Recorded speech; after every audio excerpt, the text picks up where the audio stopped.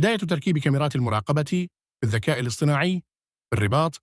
يعتمد النظام المذكور على الذكاء الاصطناعي AI وتقنيات التعلم العميق، ومن المقرر تنفيذه وجعله جاهزا للاستخدام قبل نهاية هذا العام.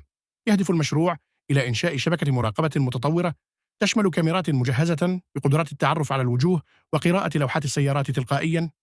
تم تقسيم المشروع إلى جزئين رئيسيين، يتضمن الأول تجهيز مراكز القيادة ومراكز البيانات، حيث سيتم إنشاء مركزين رئيسيين لإدارة النظام المركزي بشكل فعال. سيتم أيضا تجهيز مركزين للبيانات بما يتوافق مع المعايير الدولية لضمان بنية تحتية آمنة وعالية الكفاءة.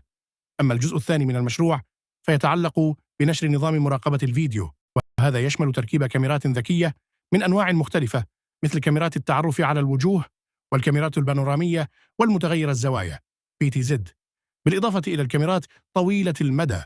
سيعتمد المشروع على بنية تحتية شبكية متطورة تعتمد على الألياف البصرية وكابلات كاتسات A عالية الأداء، بالإضافة إلى خوادم متكاملة مزودة بقدرات الذكاء الاصطناعي لتحليل الفيديو في الوقت الحقيقي.